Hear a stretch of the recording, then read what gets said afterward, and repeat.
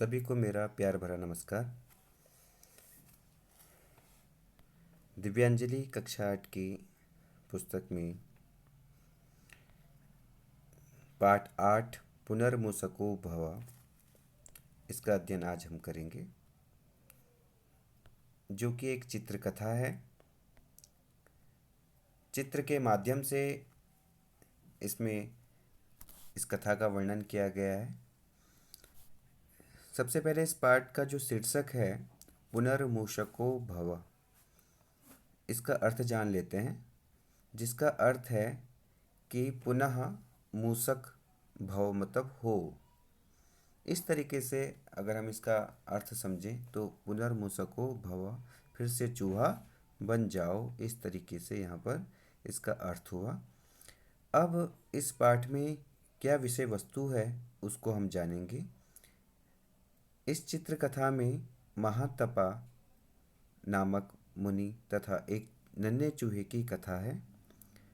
मुनि की कृपा से चूहा शेर बन गया और कृपालु मुनिवर को ही मारने के लिए तैयार हो गया। फिर मुनि ने उसे पूर्व रूप में बदल दिया।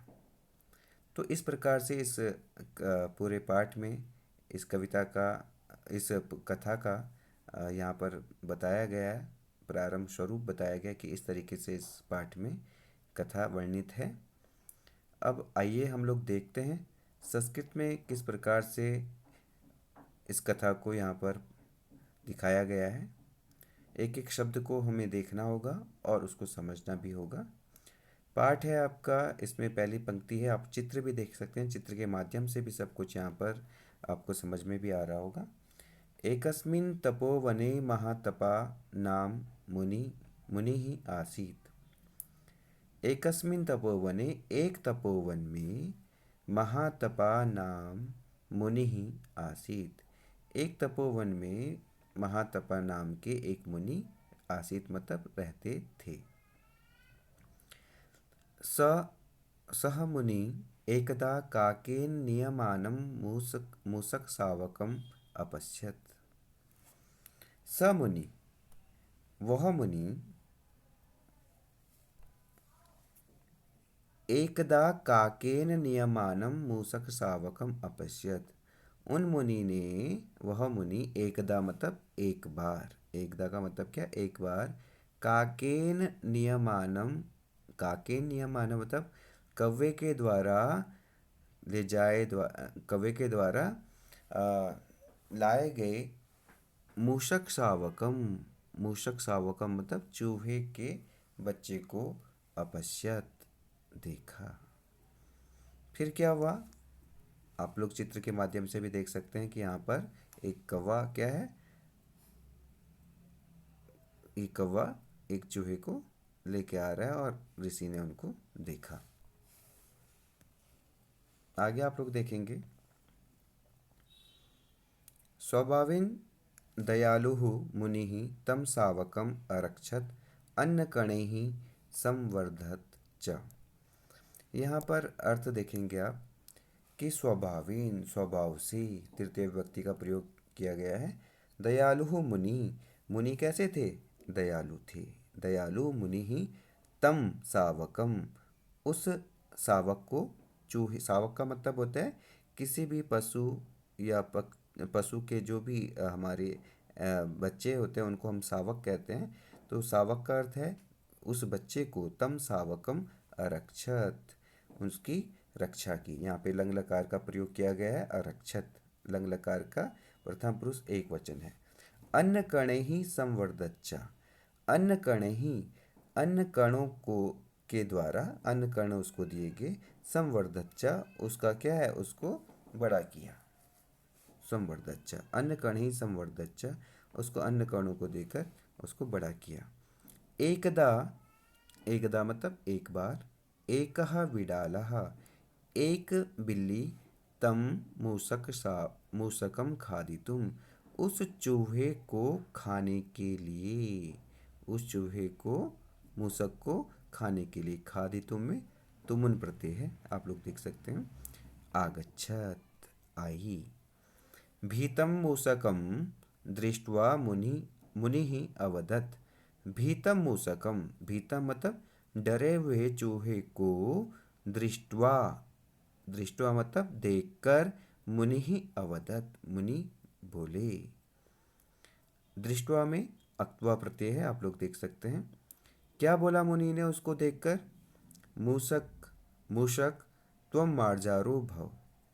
मूसक को जब उन्होंने देखा कि चूहा जो है बिल्ली को देखकर डर गया है और बिल्ली उसको खाने के लिए उसकी तरफ दौड़ रही है, तो उन मुनि ने चूहे को क्या है आशीर्वाद दिया कि मूसक तुम मार्जारो भवा, तुम चूहा बन जाओ, तुम बिल्ली बन जाओ, क्षम्यताम, तुम बिल्ली बन जाओ। यहाँ पर मार्जारो, मार्जारहा शब्द भी बिल्ली के लिए प्रयोग होता है, विडालह शब्द भी बिल्ली के लिए प्रयोग होता है। तो यहाँ पर मार्जारी शब्द प्रयोग होता है स्त्रीलिंग में। तो तुम भी क्या है मार्जारो भव, तुम भी बिल्ली बन जाओ, ऐसा आशीर्वाद किसको दिया? चूहे को दिया। फिर क्या होता है उसके बाद देखते हैं। फिर अगले दिन क्या होता है? अन्य धू, धू ध्यू का मतलब है यहाँ पर दिन के अर्थ में होता है, ध्यू दिन के लिए प्रयोग करते हैं। तो अन्य दूसरे दिन, सह विडालः, वह बिल्ली जो जो चूहा से बिल्ली बन गए थे, जो चूहा था वो अब बिल्ली बन गया था। अब बिल्ली, वह बिल्ली कुकुरात भित्वा धावती। अब फिर क्या हुआ अगले दिन? वो बिल्ली क्या है कुत्ते से डरकर भागने लगी। कुकरात भित्वा, भित्वा मतलब डरकर, अक्त्वा प्रत्यय यहाँ पर है, धावती दौड़ने लगी। इदम दृष्ट्वा मुनि उवाच, इदम यह, दृष्ट्वा मतलब देखकर, मुनि उवाच मुनि बोले। क्या बोले? उन्होंने देखा कि भाई अभी तो पहले ये मूसक था, फिर मूसक के बाद मैंने इसको, जब ये बिल्ली से डरा तो मैंने इसको बिल्ली बना दिया, बिडाला बना दिया। अब अगले दिन फिर क्या हुआ? सुबह हुई, उसके बाद उन्होंने क्या देखा कि वह जो चूहा जो बिल्ली बन चुका था, अब वो बिल्ली क्या है किससे डर रही है? कुत्ते से। कुकरात भित्वा धावती, कुत्ते से डरकर वो दौड़ने लगी। यह देखकर मुनि ने फिर कहा, मुनि वाच, कुकरात भीतासी, कुकरात कुत्ते से डरी हो, त्वम अपि कुकरो भवा, तुम कुत्ता बन जाओ, तुम भी क्या है कुकर बन जाओ, कुत्ता बन जाओ। इस तरीके से आशीर्वाद दे दिया। जब ये आशीर्वाद दे दिया तो वो जो बिल्ली थी वो अब कुत्ते के रूप में बन गई, अब वो कुत्ता बन गई। फिर क्या हुआ? अधुना स कुक्कुरः सिंहात भित्वा धावति। फिर कुछ दिन बाद क्या हुआ कि वो जो कुत्ता था, अधुना स कुक्कुरः, वह कुत्ता, सिंहात भित्वा, सिंहात, सिंहात में पंचमी विभक्ति है, शेर से, भित्वा मतलब डरकर, धावती। अब कुत्ता शेर से तो डरेगा ही, तो कुत्ता क्या है शेर से डरकर दौड़ने लगा। तो फिर मुनि ने उनको देखा, फिर उसको आशीर्वाद दे दिया, तुम अपि सिंहो भवा, तुम भी सिंह बन जाओ। भाई तुम अगर इस शेर से डर रहे हो तो तुम भी शेर बन जाओ। इस तरीके से आशीर्वाद दे दिया। तो मूसक से लेकर वह अब शेर बन चुका था। फिर क्या हुआ अगले दिन?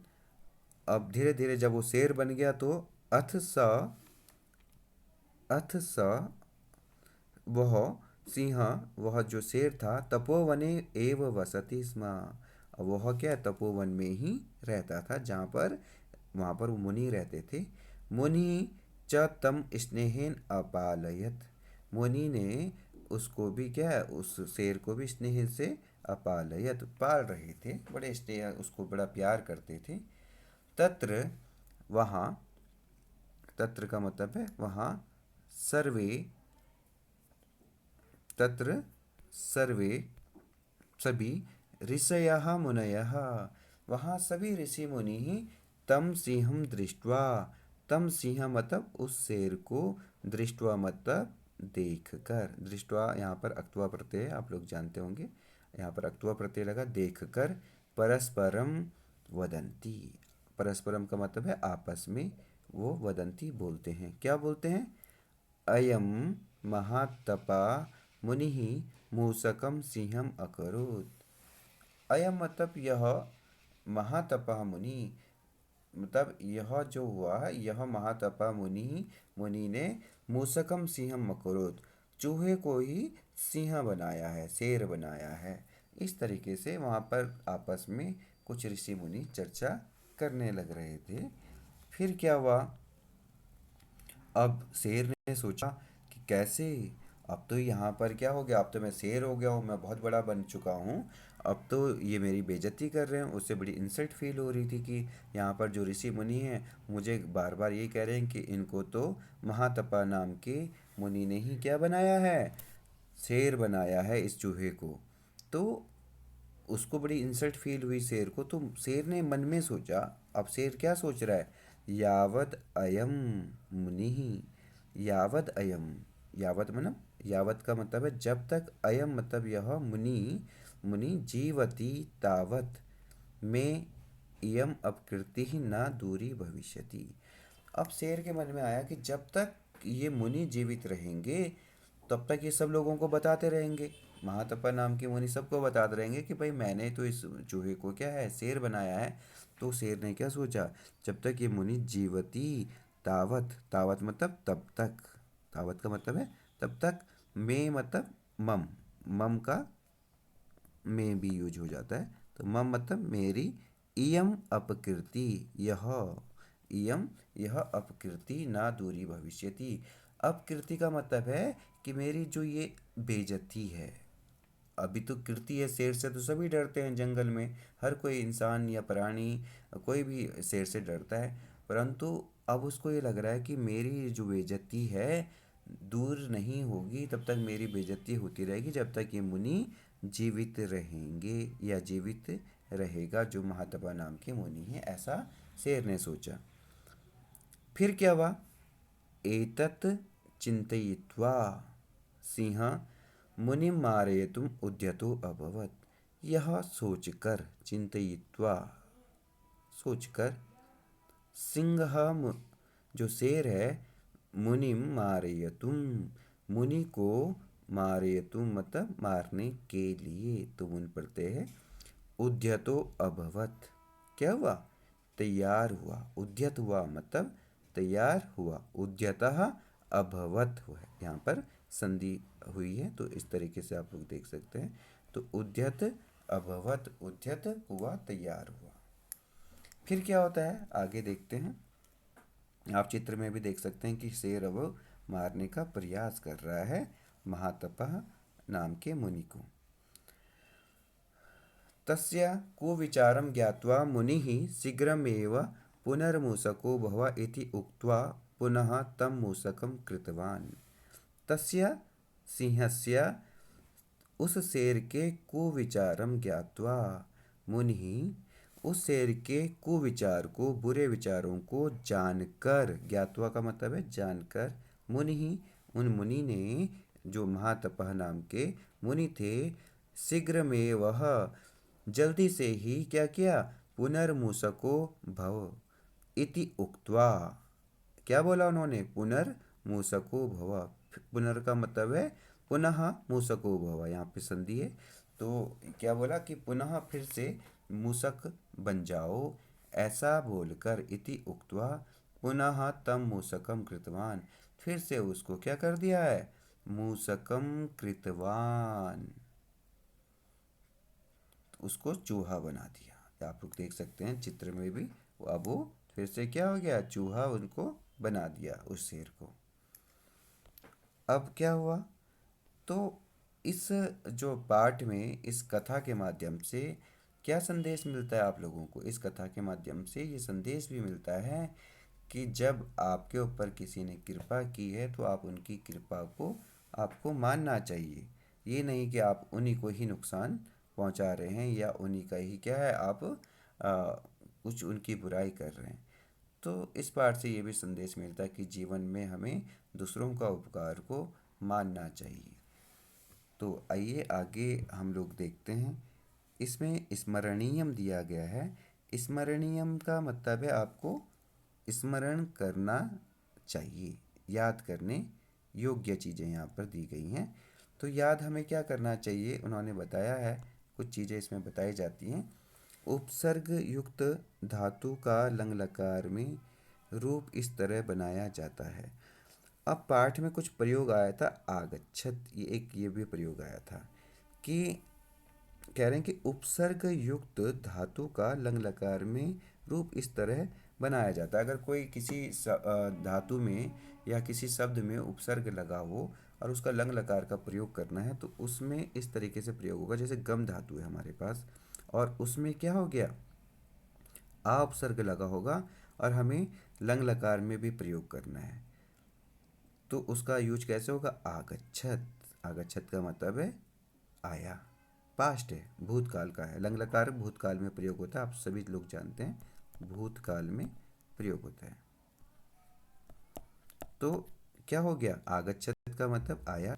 ऐसे सम वृद्ध, वृद्ध वर्तने धातु है, बढ़ने के अर्थ में होती है। तो सम का अर्थ क्या होता है, यहाँ पर संवर्धत, अच्छे रूप से बढ़ना, तो अच्छे रूप से बढ़ा। अब हम इसको अगर पास्ट में यूज करेंगे तो संवर्धत का मतलब है अच्छे ढंग से वो बढ़ गया था, बड़ा हो गया था। ऐसे प्र प्लस नम है, तो प्र उपसर्ग है, नम धातु है, तो क्या हो गया इसका प्राणमत, उसने नमस्कार किया, इस तरीके से अर्थ हो जाएगा।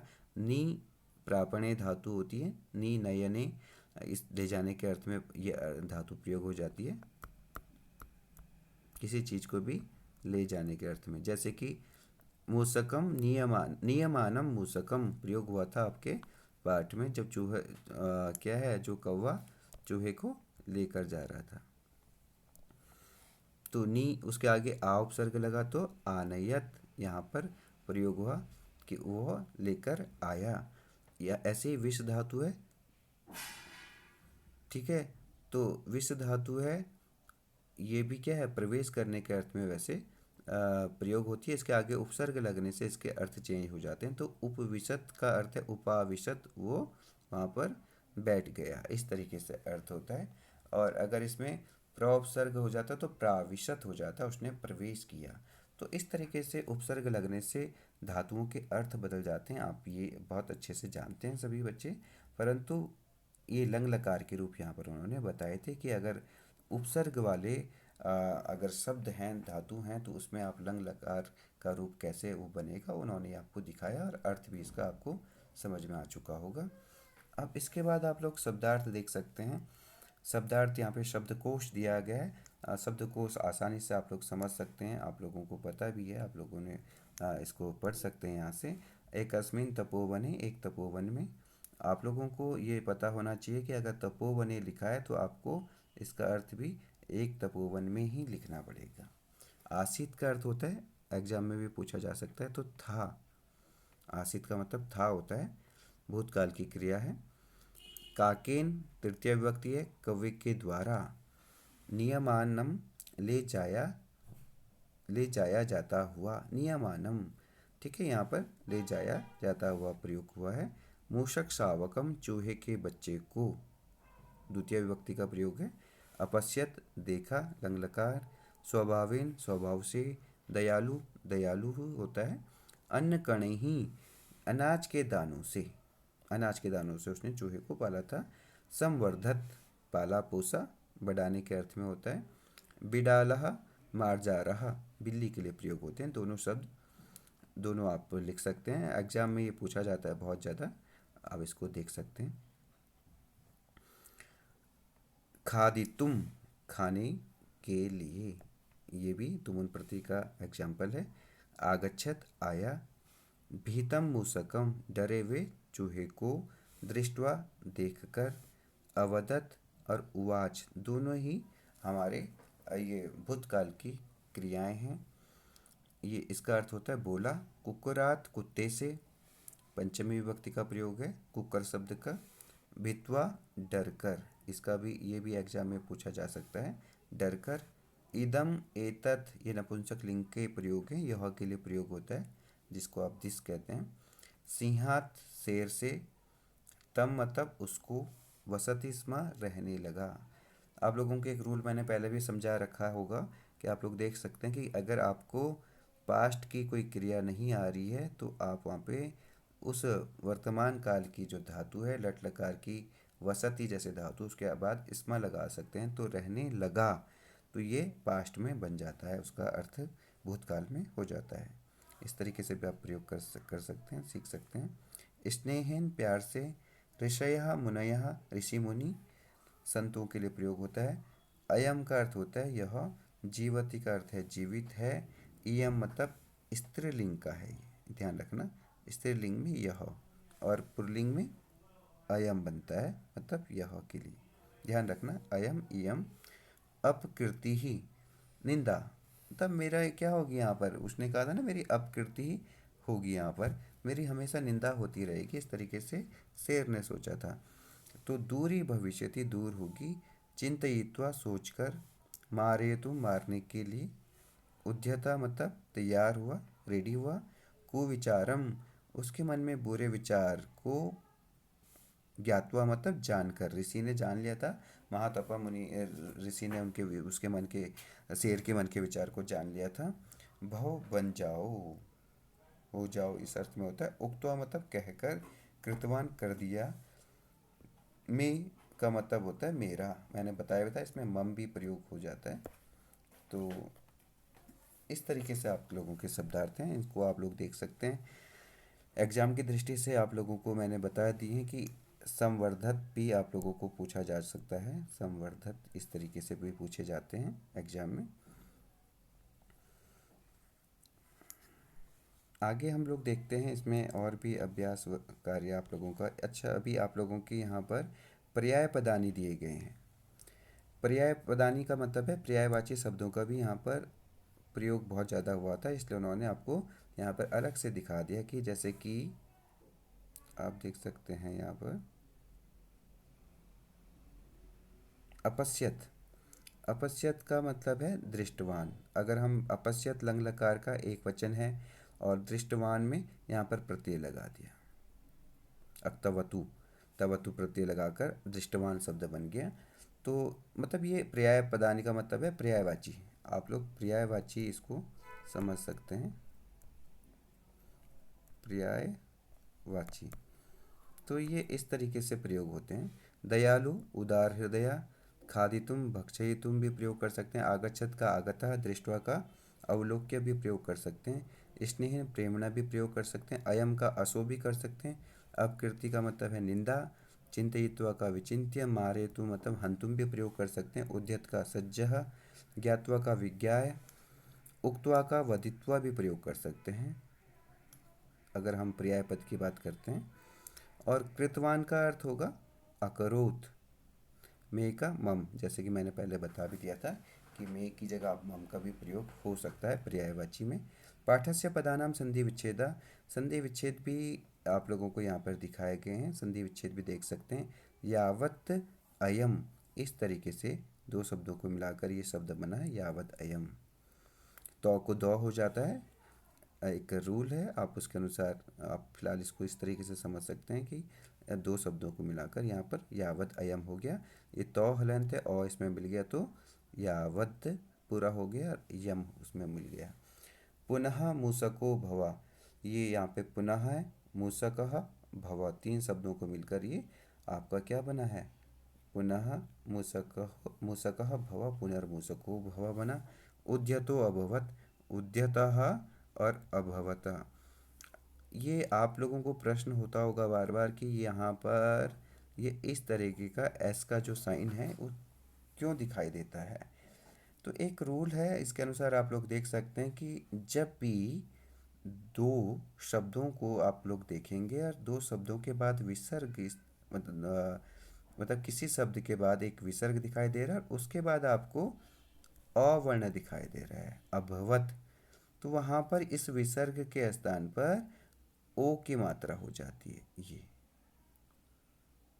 जैसे उद्यत था तो उद्यत में ये आपकी ओ की मात्रा लगी तो उद्यतो हो गया, और जो ये अ था ये एस के रूप में इस तरीके से दिखाई देने लगता है, तो उद्यतो अभवत। इस तरीके से आप लोग इसको भी समझ सकते हैं, यहाँ पर भी संधि हुई है।